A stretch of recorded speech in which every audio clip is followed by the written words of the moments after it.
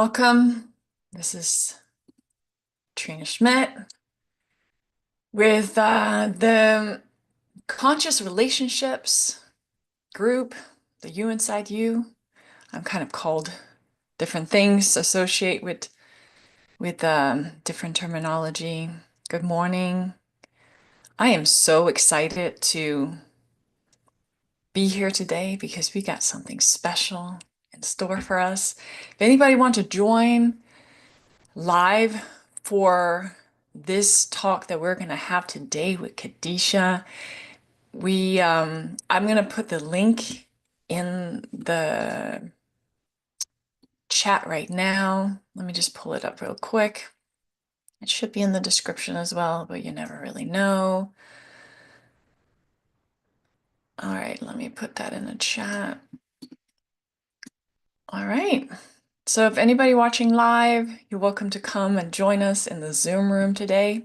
I have a very special guest, a dear friend of mine. We had such a great conversation last week about how to help women move forward, how to invest wisely. She's talking more about finances. I'm talking more about emotional investment and how to invest in relationships. And today we're going to be talking about divorce because as women, we, let me see how I can put it. Divorce is a real stir up moment in life. And I'm going to be bringing on Kedisha in a moment. We're talking about how one's world gets turned upside down. I personally never thought that I was going to get divorced. I I really didn't think that I was going to end up being divorced. You know how many people that know people that have gone through divorce or maybe going through a divorce right now would ever have thought about that. I mean, that's not what we sign up for when we get married, right? So if divorce affects everything at all moments, in all times, every area of your life. It turns everything upside down. You don't even know what's up and down. You don't even know how to wake up in the morning and how to be. So join our discussion today with Kedisha. I'm going to bring her on. Kedisha, are you here? Let me see. I am.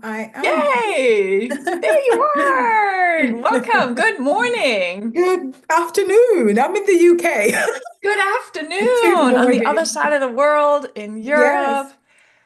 Yes, I'm so happy to be here with you because we had such a great talk last week. yes, we And did. we just connect. And I love connecting on lots of levels, right? Because Yeah. when we grow up and we are driven, ambitious, competitive, professional people that just wants to launch a career, make the best out of our lives, it's fun to talk about that. It's fun to talk about strategies and steps and ways to make it faster and quicker and with amazing people that just create momentum. I love conversations about that. And then there's the other side, right? Then there is how is my personal life going?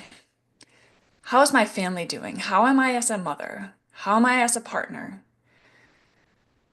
What do I do if I am all of a sudden standing in the middle of a divorce, which I never thought I was going to be doing? Mhm. And it seems like my world is kind of coming to an end. And how can I be the best I can be during all of that with business, with responsibilities, with being a parent, with dreams shattered? Where am I going to live? I mean, Kadisha and I really didn't have anything specifically planned for today's live. It's really just more illuminating this this talk that's not really talked about. What we do in my group of conscious relationships is we talk about things that we normally don't talk about with everybody else. That is And I so wanted to true. bring that in today. Do you mind sharing a little bit about yourself and your background and kind of how you serve people? And then we're kind of shift into more of the talk on divorce. Yes. So thank you very much for having me, Trini. My name is Kedisha Taitt. I live in the UK. I am a coach, speaker, and property investor. How did I get here? It wasn't always like that for me. I've always been an entrepreneur, but it has its ups and downs. So my first experience as an entrepreneur, I had a retail store. So that in UK, that means brick and mortar. And I distributed and sold baby goods for from 0 to 4 years old. I loved it. I absolutely loved it. And so when it came to the point where I lost the business in terms of the recession came, things happened, and it meant I had to close, that was really hard for me. And I felt at the time, I didn't know that the business failing didn't mean I failed. So I took it on as I failed. Hmm. However, during that process, I now understand I had some unconscious knowledge of things that I was doing unconsciously to get myself out of the situation. So I did go through a deep stage of feeling like a failure, like I've let everybody down. What am I going to do? I've lost everything. During that time, I almost lost my property. I went bankrupt. And eventually, I also got a divorce, which I'll come on to later. But something inside me wouldn't rest. And so I decided that I was going to get up. I was going to open the curtains because I had all the curtains in my house locked. I wouldn't go out unless I was taking my daughter out for school. I felt so ashamed. It was like a fall from grace. But one day something said to me, open the curtains and let the light in. And perhaps you will see a different perspective. And literally that's what happened. I opened the curtains, and the light coming. It was like a metaphor that there is light at the end of the tunnel. And that day, I didn't just get dressed and drop my daughter off to school. I got dressed, took her to school, and then I went job hunting. First time in a long time. It was embarrassing because here's an entrepreneur who was making money and doing stuff, right? That's how I felt. That's how I was judging myself. And I took it from there. I did every and any job, cleaning, whatever I needed to do to put money in the bank to pay the bills and look after my daughter. That's what I was going to do. And eventually I built myself up, went back to university, started my new life of entrepreneurship in consultancy. And from that, I've managed to use the money that I built up in consultancy to invest in property because my big dream was to create wealth for myself and my family. Wealth that isn't shakable, like, something happens and it's all gone. And so that's how I'm here. I am That's amazing. constantly in my coaching. I did this coaching myself. I help women to recognize that they're more than their stories, they are more than the history, their experiences. These things happen, but they're not the thing. Like I said, my business failed. I didn't fail. So it didn't mean I couldn't start another business. I also learned that fear and failure are prerequisites of success. I understood that fear is not telling me I can't. So just because I went through a divorce, just because I lost a business, it wasn't saying I couldn't do anything more. It just meant that whatever I did next, I had no experience in it and it's going to be a learning curve, right? And I'm going to be afraid. But I needed to trust myself and know that I have everything in me to do what I needed to do, and that I am greater than any circumstances, any condition, any experience that may be surrounding me. And I went through that training with my coach, and now I teach that to women to help them to elevate, to lift themselves up, and to know that you can recover from whatever it is you're going through. So that's how I got here. Oh, wow. I'm just like blown away. And you guys watching this and listening to this, Kedisha is just one inspiration, powerful woman, such a great speaker. an inspiration on so many levels. And this is why I brought you in here today. I get goosebumps just listening to your story because I really, really love how you emphasize that whatever happens in life doesn't define us, right? We go through childhood trauma. We go through moving to different countries, right? Learning new cultures, getting divorced, failing at business and failing again and raising kids on our own. And there's so many, I would say, excuses or victim modes that we can get into. Of why me? And I can't believe this happened to me, or I don't deserve this. And sure, that's true to a certain extent, but it's not about deserving, right? It's about how we view it, is how we look at it. And I love how you brought in the shame because I think shame is really the thing that feeds a lot of this stuff. Mm. What is it that why is it that we kind of get on the complaint train? I call it the complaint train, of victim mode and I can't believe, and it's everybody else's fault. And only if he hadn't done this or she hadn't done that or I had done this, right? Self-blame, Mm. attacking ourself or attacking our worth and value. If we can't get on that complaint train, we're never going to see that light that you're talking about. We have to start separating these experiences from our worth and value and start understanding that feeling shame is okay. We have to welcome it. It's just part of human nature. It's just one of those emotions that we have to feel sometimes. And the more we push it away, the more we're going to get into that victim mode. And there's really no difference between shame of losing a business versus shame of divorce or shame of being unemployed or shame of, you name it.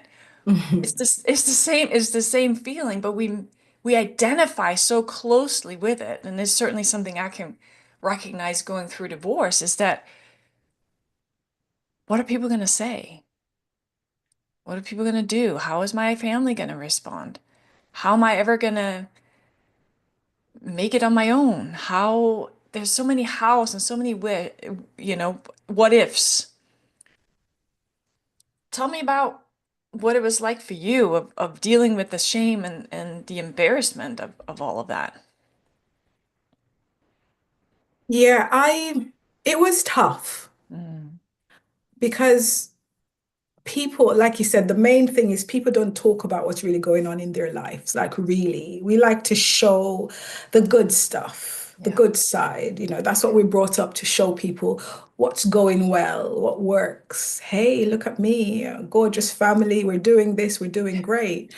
You never really, not in our everyday lives do people talk about what's really going on, right? And so I didn't feel like, especially if you're somebody in a community that people are looking up to or in your family, right? That everybody thinks you've got it together, and sometimes we ourselves put ourselves in that pedestal, that we get married and it's supposed to work. I think that is it's supposed to be forever, like, Oh, you sure. know. And there is that idea and that sense unconsciously sometimes that's running behind the scene that tells me that, okay, you're supposed to make it work no matter what. And if it doesn't work and you failed and you've let down everyone. You've let down your kids because you couldn't keep it together. And in some instances, that keeps people in the relationship, right? And feeling like, okay, how do I explain to all the people? I remember feeling that. How am I going to explain to you what happened? And then I've got to repeat it, and then I've got to repeat it. And it's exhausting just thinking about that. And I think when that happened to me, I reminded myself that no, I'm not going to have to explain to everyone because it's too exhausting. No. So I'm choosing to not. It didn't work. And if that's not enough for you, then I really can't. Obviously, I've got closer people to my one and two friends that I would talk about things. And yes, felt like I was telling that story over and over again. But there came a point when I didn't want to tell the story even to them. And it was then I knew that was it for me. I've Yeah. crossed this threshold of that shame and the burden and trying to justify everything because I then accepted that I am Kedisha. This happened to me. There were things that I can take responsibility for, but there are some things that there's nothing I can do unless Mm. I was going to sacrifice myself. And I wasn't prepared to sacrifice myself in those situations. And therefore, the decision to move on was the right one for me. Yeah. And I'm going to leave it at that. So it was Mm. a journey, the shame, and being able to stand up and face it and not let people make you feel shameful for it. So there's Yeah. one thing, you first not feeling ashamed about it, and you first recognizing that if you have to make this decision, you were in your right to do so because there's a reason, something inside you knew it wasn't right for you, regardless of what the world saw, right? Because who's going to run away from something good that's really good for them, right? Because Yeah. our internal intuition that we're built with tells us stuff. And then Mm. there's Mm. external action that confirms it, right? Mm. And so we are so taught to ignore that internal signal. Mm. And then maybe they didn't mean that. Maybe, and you keep doing that over time, you can't trust yourself, right? Yeah. And so Yeah. once I got to the point where I said, no, it was for me because my internal will not allow me, will not rest Yeah. because it's not for me. And I'm okay with that. And I'm not Mm. ashamed of it. But if anybody else wants to make me feel like that, tough. Mm. Right? So I had Mm. to get to that point, but it was a journey. Yeah. And in that journey, I learned that I have to face everything. I have to look at fear. I have to look at anything that scares me and face it and Yes. walk past it and not, there was once I got dressed to leave the house and I got halfway down and I ran back home and locked myself in. Like now looking at them, I'm like, what was that? But I was so scared of Yeah. people seeing me, Yeah. and we will all react differently. Different things will trigger us. Yes. And I had to face it, and it was small steps. It's not Yes. thinking you're going to get up tomorrow and it's going to be fine. It's small steps, and you Yes. give yourself grace and you love on yourself and remind yourself who you are, that Mm. you are connected to this divine infinity presence that Mm. loves you and he wants love for you. Right. Mm. And if the universe wants you to have love and be loved, he will not want you to be in any situation that doesn't give that. Yeah. Okay, so it was that journey that made me, I had to face me Mm. because sometimes we, as I said, we put things on ourselves. And then I was able to face everyone else and not be ashamed Yeah. to talk about it. And even when I started the journey, of coaching because consultancy I was doing, I didn't need to be so external because my clients are all private. But coaching meant I needed, if I was going to coach other women, I needed to have the confidence to show up in every aspects of it. And so by talking about it bit by bit, then I learned to just not let it keep me bondage as well. And it's freed so many other women by me talking about it. So Mm. I love that. And thank you for bringing that up because, Kadisha shared with me, and I hope that's okay, to share, is that you were not always open about these things, right? And your journey about speaking about this and normalizing this for other women and leading by example and leading by somebody who is facing the fears and facing the shame. I just so appreciate you being here today and just sharing this with us because you can tell that you have really stepped into that this is part of your journey, not part of who yeah, you are, right? But a part of your journey, a part of figuring out how to step into that choice, yeah, listening to your intuition, listening to what feels right to you. This yeah, is something that I teach women a lot how to tune into, which part of us is really intuition and which part of us is really that ego fear kind of coming in yeah, and be like, yeah, you really shouldn't be doing that, right? Or you yeah, can't really get divorced because what about the kids? yeah.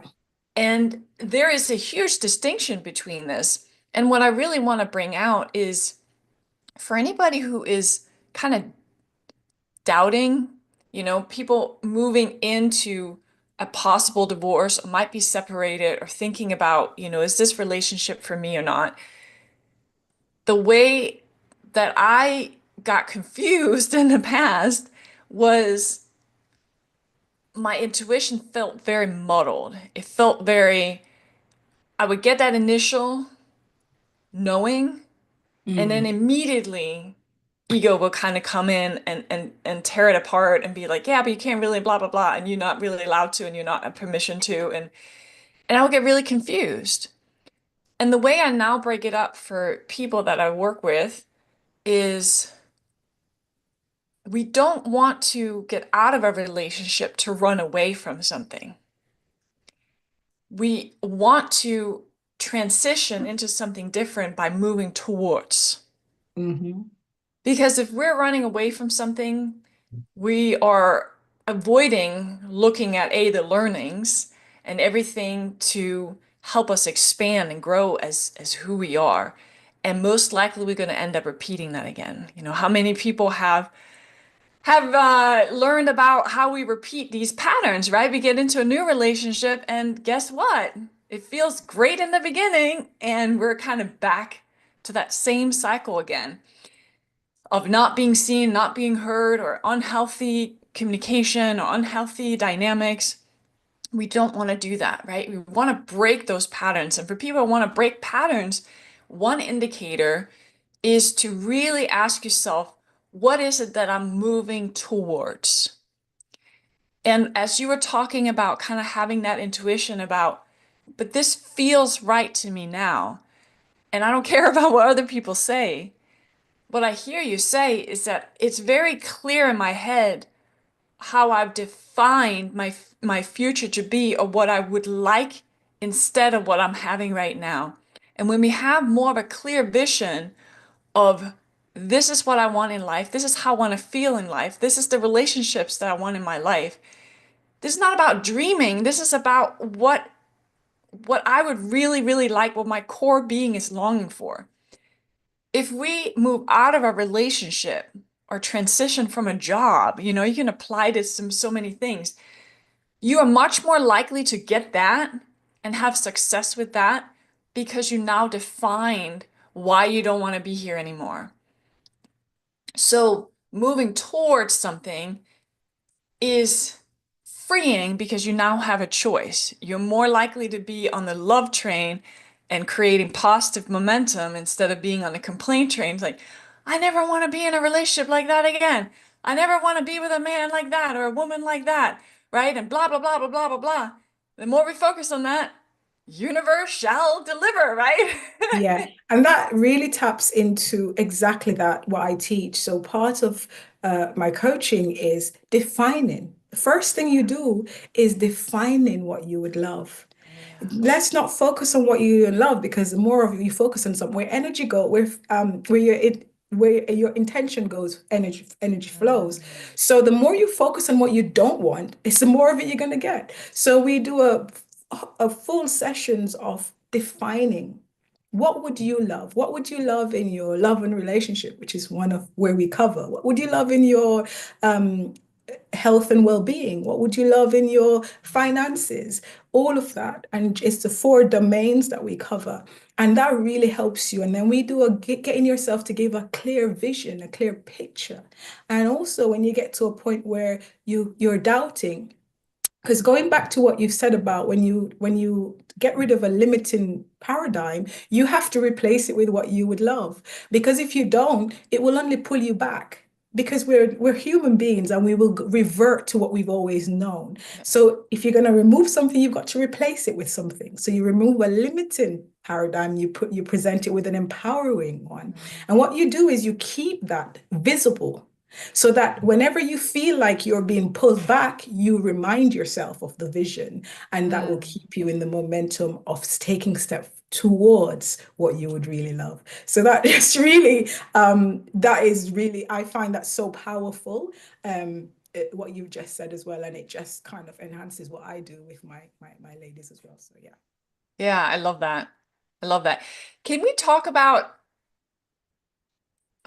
productivity? Because that came up with me when I was going to meet with you today in terms of when we go through a divorce, and I'm talking anything I would say even deciding that I'm gonna leave a relationship, and then there's kind of the divorce phase that can look anything from few months of being okay, and then after, it can last up to a couple of years sometimes. People are in court and dealing with the MSA and dealing with co-parenting plans and the parenting plans and then confining or defining that.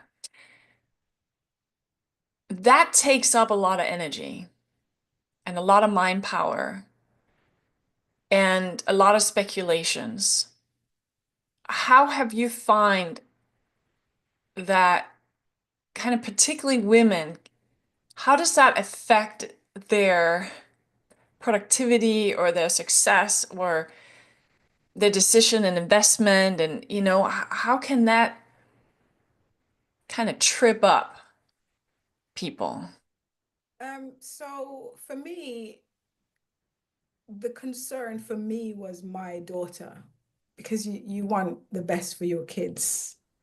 You want them to have the best experiences. You didn't plan for them to have, two parents separately. And so that becomes a thing. And for me, particular, there's some stuff that I didn't experience, like the lengthy divorce. It was very quick for me for a number of reasons.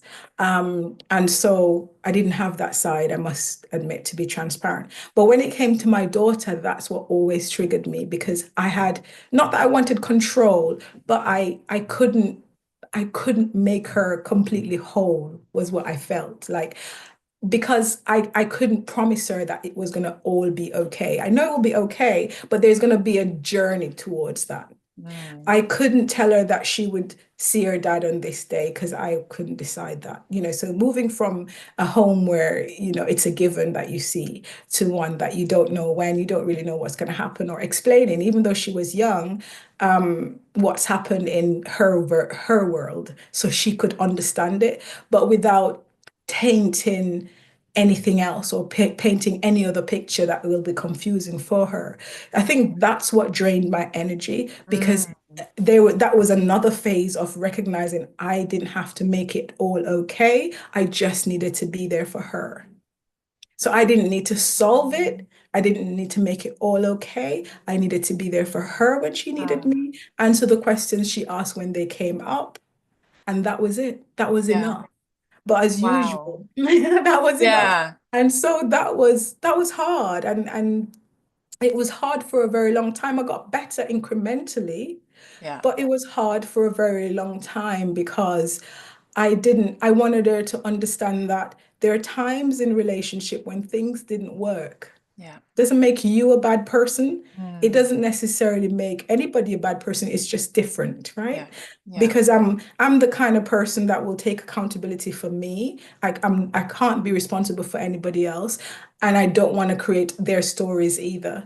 So it was important for me to let her understand that, yes, the idea that I grew up with, that relationships last forever, and you're responsible for making them last forever. I Yeah. didn't want her to have that. I wanted her to know that sometimes it doesn't quite work, and it's Yes. okay. And Yeah. so that was the biggest thing for me that kind of drained me, where Mm, again, making me feel like I was failing. yeah. And over time, I realized that I didn't have to carry that responsibility. Um, and it was also because of the things she would ask and the thing that she would say. And I realized that, you know what, she just needs mommy to be there. It really doesn't matter. And you Yeah. sit, you talk, and as she grew, you explained as much as you could, and you left it there. Because mostly she was just worried about who she's going to play with, who she's going to see. Obviously, when she's in a situation where the whole family is not there, she'll ask questions, but we deal with Mm, that when it comes up. And so it's allowing my self to understand I don't need to preempt and worry about things that hasn't happened yet. I don't need that's energy being going into a situation that hasn't occurred. So I deal with it day by day, be what they need every day that it presents itself. And that's all I needed to do. So mm. that was the most draining for me, if I'm honest. Yeah. And that really feeds into this sense of divorce being a gift. A lot of life transitions and accidents or unexpected life events, because a lot of times, you know, well, most times divorce is not planned. You know, we didn't plan for this. No. It comes with beautiful gifts. It comes with permission to expand and learn if we choose. Yeah, definitely if you And choose. we are kind of forced, or I will encourage anybody going through that process of really question these beliefs that we have about relationships and how we're supposed to be as a mom, and how we think that we're responsible for everything and fix everything. We need to control everything. There's a sense of letting go of control during this process.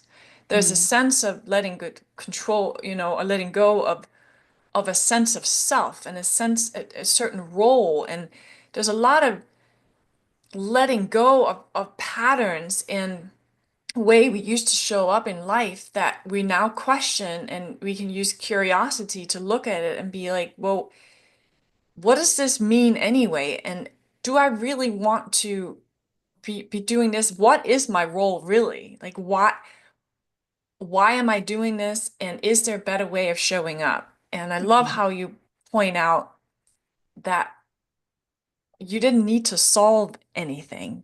Because I think a lot of women feel very responsible, depending on kind of who initiated divorce. There's a yeah. different spectrum of that. But at the end of the day, there's a lot of guilt. There's a lot of shame. There's a lot of embarrassment. There's a lot of confusion around, well, what do I do now? And how much do I tell my kids? And how do I show up in all of this stuff? And I love how you talk about that I didn't have to solve anything, because recognizing that our children are on their own journey and they're here to learn, and they're just here, they just want support. They just want us to put things in perspective, right? Mm, They want us to help normalize stuff. Of course you're upset. Of course you want your parents to be together. I dealt mm, with that for many, many years, and it still comes up for my girls that they think it's kind of still hard. mm. And of course it is. Like Yeah. anybody would feel that way, but we help change the perspective. So not having to solve anything is awesome. I love that perspective. And when it comes to productivity or what we put our energy into, the thing that comes to mind for me is the obsession that you were talking about a little bit, the obsessive thoughts of, I need to fix it, I need to do this, am I doing enough? And now you might have less time for all of that because you might be a full-time mom now, single Yeah. mom, depending on if your spouse now have, the children part-time. So there's a lot of time spent on ruminating and trying to fix and trying to solve, that we are now more distracted and maybe not as productive and maybe not making sound decisions. And I would really want to point out and normalize that for most people of saying, it just means that you care. Like, we have to give ourselves some slack and some credit and say it's okay that Mm, things may not be as superior and as great as they used to be. It even goes to work. It even goes with decisions that might have to slide, because you got to put yourself first. You got to allow yourself to go through this process of the ups and downs and the emotions ups and downs and the life's ups and downs and the conflicts ups and downs. mm, You don't know what to expect during the process. There's a lot of stuff you can't control. What we don't want to happen is that those obsessive thoughts, well, we don't want obsessive thoughts, the speculations around how am I doing it, the reevaluation of ourselves. We don't want it to be so obsessive that it takes over our life into the how can I solve? Because you will not be able to solve. mm, definitely. Being caring and concerning is one part that is natural, because that's a great quality that we have of wanting the best for our kids and wanting the best for ourselves. but there is a letting go part in the middle that leaves us with, um, or that can get um, contaminated by these obsessive thoughts. And Yeah. that's where it's more harmful. That's where we start second guessing ourselves. That's when it really starts affecting our mood. We might get depressed. We might start drinking and all these other things that are destructive that can happen as a result of all of this because we feel so powerless. So I want you to know that you don't have to solve anything, that Mm. there is going to be a prioritize me time during this that's maybe feeling uncomfortable, but is so important for you to honor that. It Can you is. speak on that a little bit, Kadisha? Oh yeah, I was thinking about various examples. So one of the first things somebody said to me, which was a friend when I was getting divorced, when I decided I was getting a divorce, she said, "Well, you know, I I'm in a particular situation and I'm not getting divorced, so I don't see why you need to." And I said, "If that works for you, great, but I'm doing something that works for me." And I kind of left it at that because, And then another thing that happened was I had a friend, great friend, and I asked her just give me some space because I'm going to make a decision and I do not want in any point of my life that I would say it's because I was influenced by you or Mm, because you said this, or I wanted to make sure it was my decision and whatever the consequences, because that's how you're taught that there are consequences to things, that there is. And I wanted to know it's mine. And that's how I live. Like whatever decision, the information I have in this moment, I make a decision. And that decision is good enough for me because it's based on informed information. I'm not making it because of that person, this feeling, I'm making it for me. And mm, then another thing that I learned was, and my daughter said this to me once. She was getting ready. She used to do ice skating. And I mm, was getting so worried about everything being packed. You'll get a list of what needs to be in the bag. I mean, when she was younger, a little bit younger, because she was about 7, I used to do everything. But there comes a time when she's doing her little packing. And I'd go in the room and say, Chanel, you're not doing what you're supposed to do. And the time's running out. And I've done that a couple of times. And she says, Mom, do you realize that you're the only one worrying and stressing about this? She says, I'm okay. And if I forget something, I will just deal with it. I never forgot smart it. cookie. It just made me realize, like, Yeah. stop. She said she's got it, and she's decided that if she forgot something, it's okay. Nothing's going to end. So that was really important for me. And I recognize when you talk about putting yourself first, that it's not a bad thing. Yeah. Because when you're happy, when you're in a space, you've allowed yourself to look after yourself so that you can be there for them. That's when they're at their happiest. When Mm, you're happy, your child, your children, they'll be anywhere in the yard, in the house. They're happy because they know mommy's okay, right? They know you're not there. Yes, you will have your moments when you're upset. And even when they understand that that happens sometimes, mm, but when you're happy in yourself and you're being you, they are more content. And whatever you're being you looks like, they're happy. They're like, Mom's got this. But when you're being closed and you're getting ratty because you can't express whatever, or you're still making decision that doesn't suit you, doesn't align with you, doesn't fulfill you, they yeah. know that as well. They're little beings, but they pick it up. They are so good. Yeah. And so they draw from that energy. Oh, I'm not sure if I Mm, can go and see mom, or the tiptoeing around you. So yeah. I learned that whenever I am good, that's when she's happiest. And it's Mm, still true today. Whenever I yes. am good, she's good. She's like, Yes. yeah. And I so love it's that. important for you to understand that's the importance of choosing you. And when Mm, you say choosing you, the only people that get offended when you say choose you is the people that want you to choose them instead. Choose what they want. There's yeah. no one that will love you Yeah. and care for you and want the best for you that will tell you that choosing you is not the best thing for you. No one, right? And just remember that if they love you, they will want you to choose you because in Yes. choosing you, you're making it better. Anyone connected to you Yeah. becomes better when you're Yeah. good. And so that's the journey of I had to learn that, just to understand Mm. that she's good.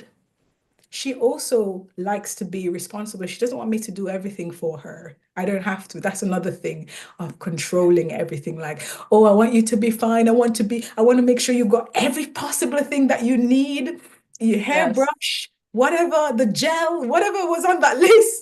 And for me, if you didn't have something, it was the end of the world. But that was just anxiety presenting itself.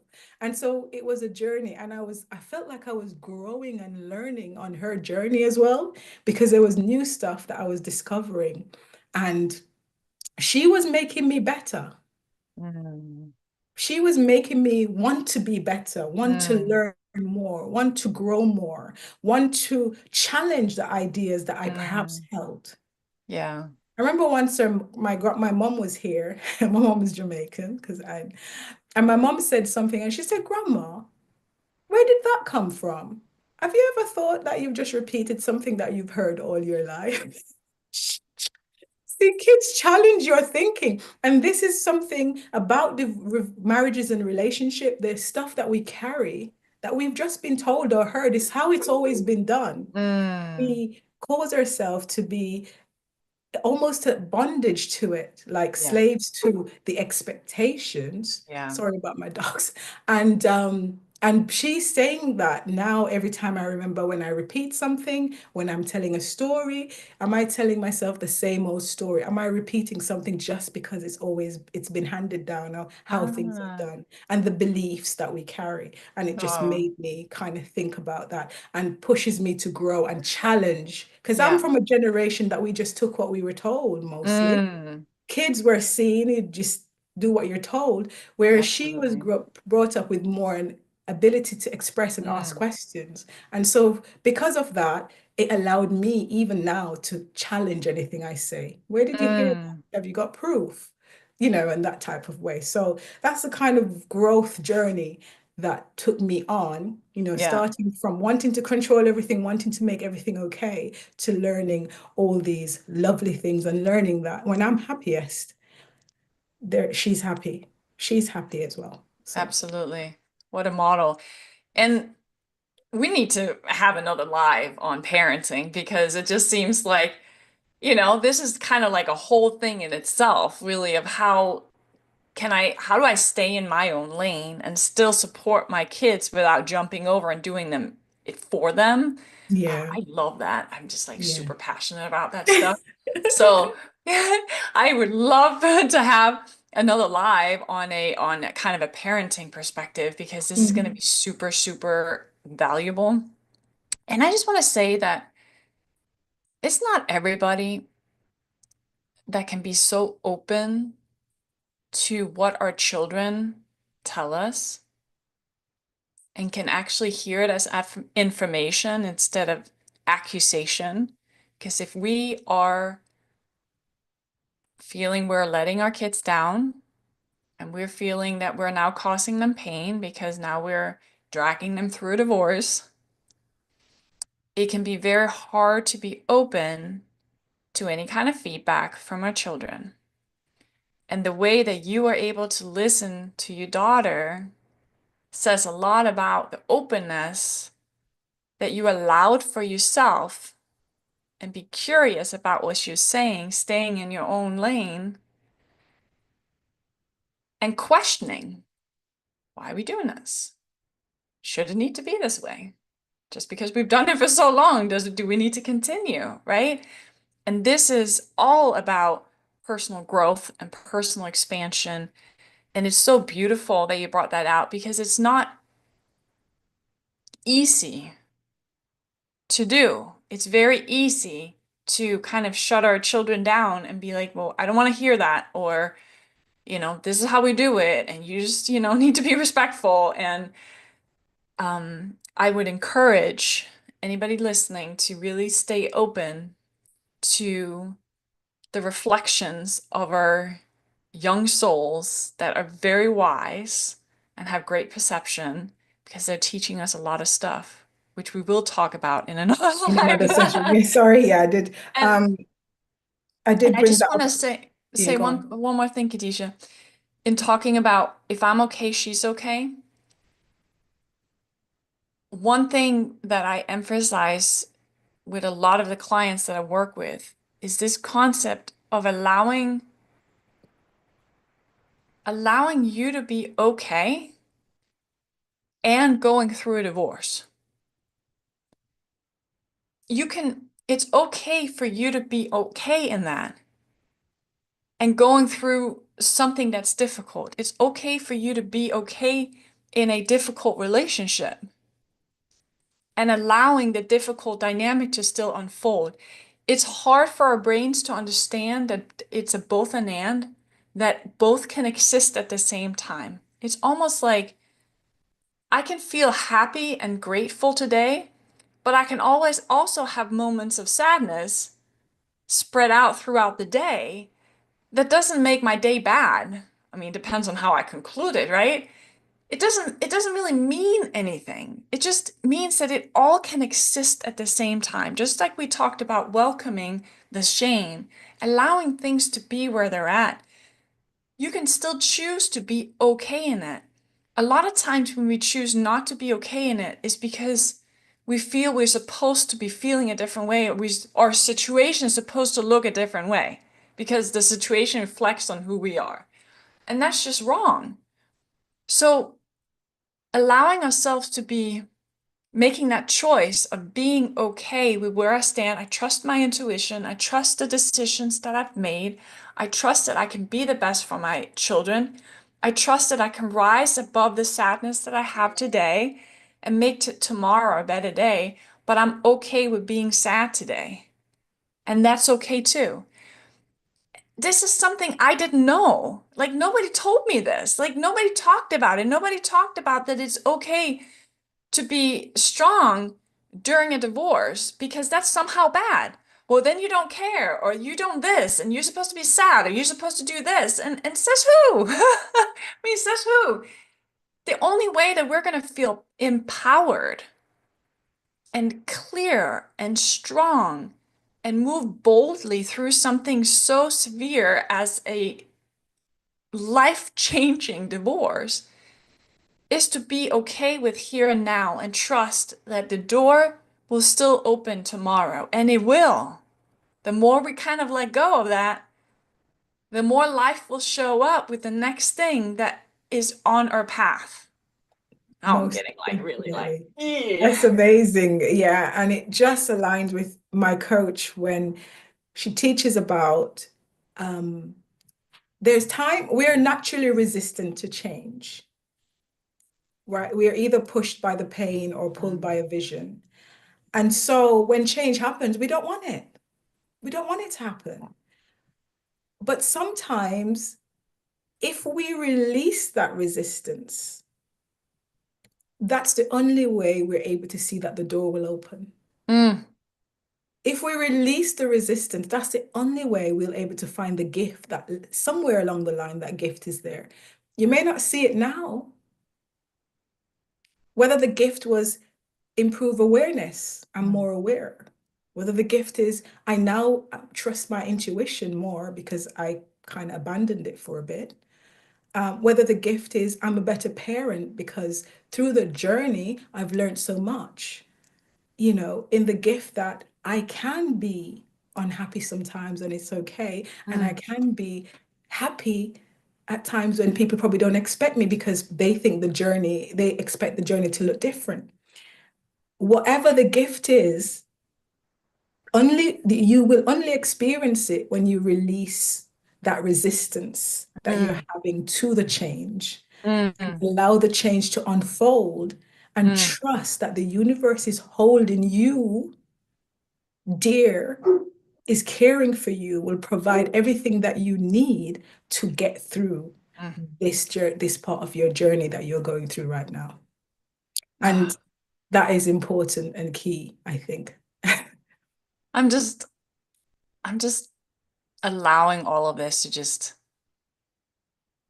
settle into all my cells. I can just imagine people and just listening to this with their eyes closed and just letting it resonate with all their cells. I put myself in my, 10 years ago former self, and I wish that I could just marinate in this kind of hopeful conversations and people that understand you and people that get you. And because it's something that a lot of people can't talk to their friends about because they don't understand.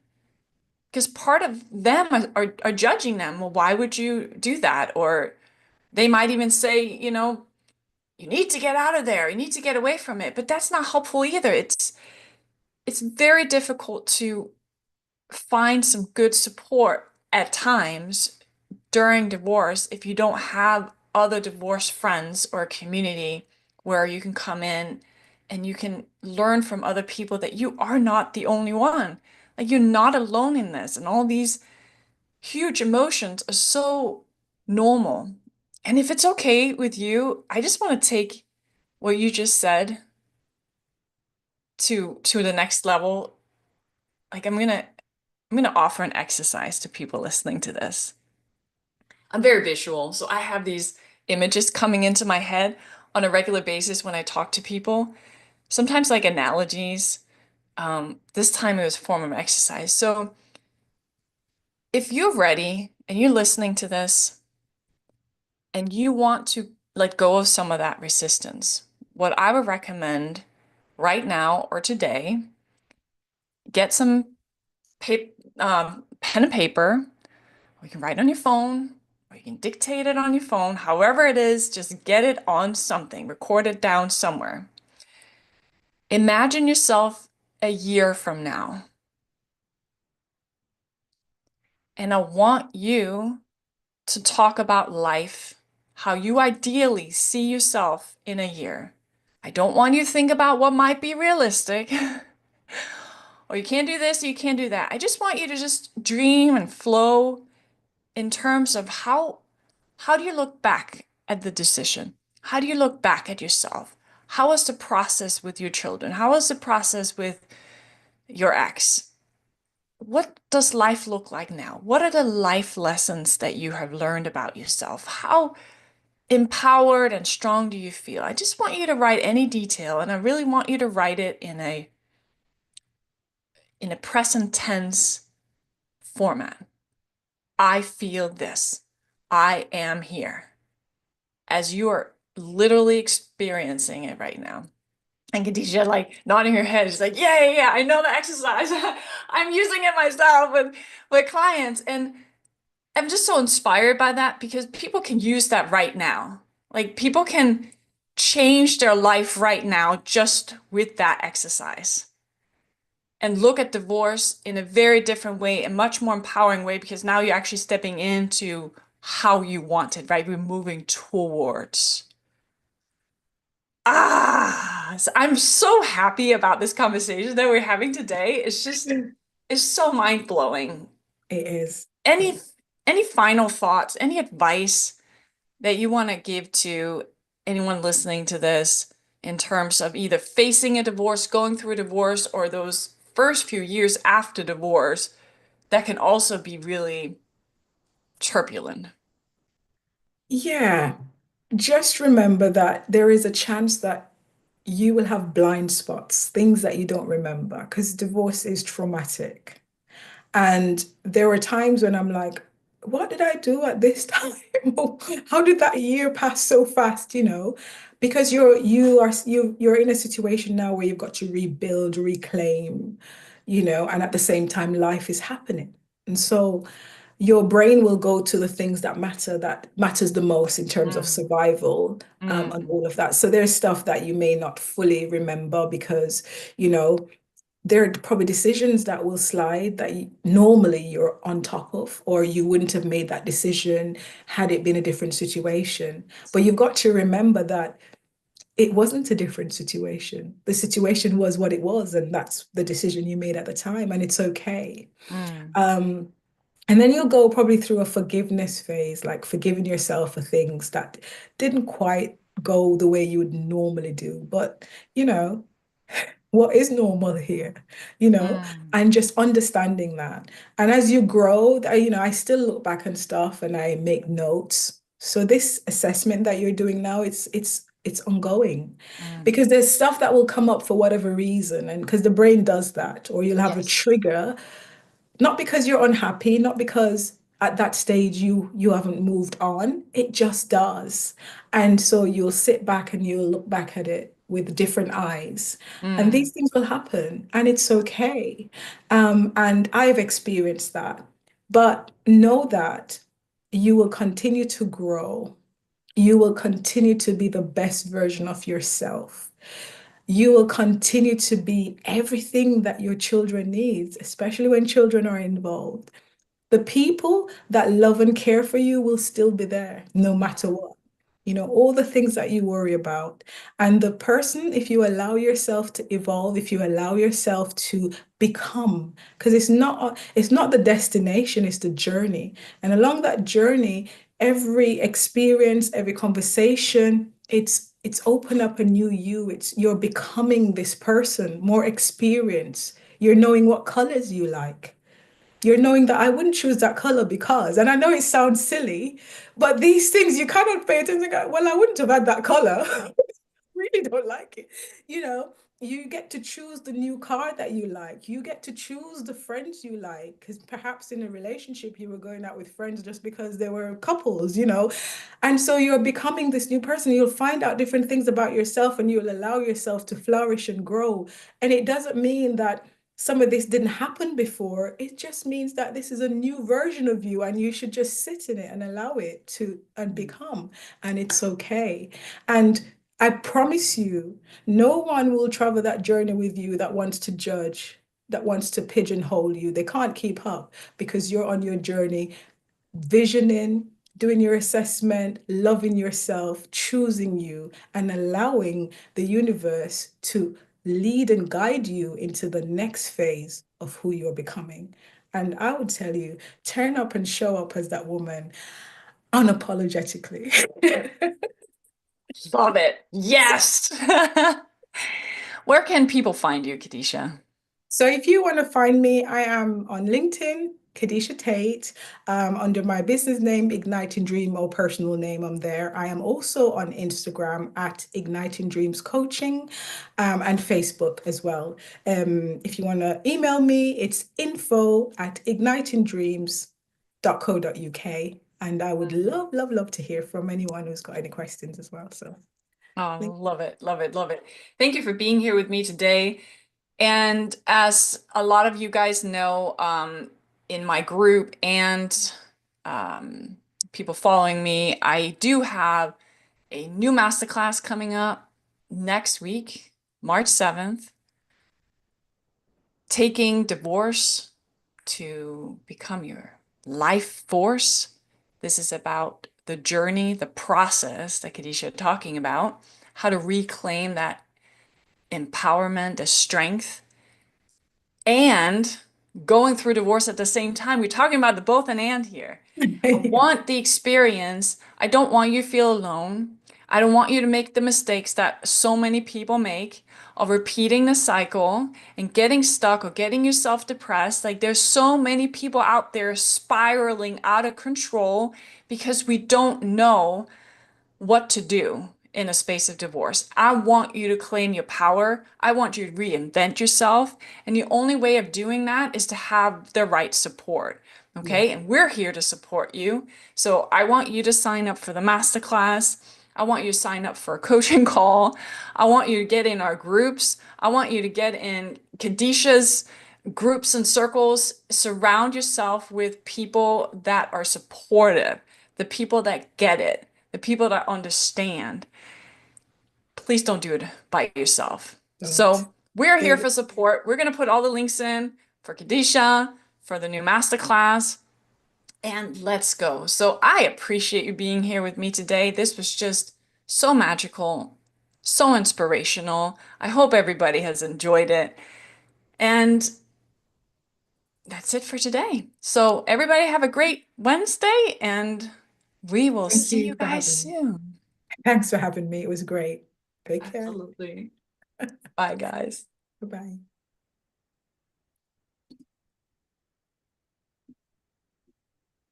Okay.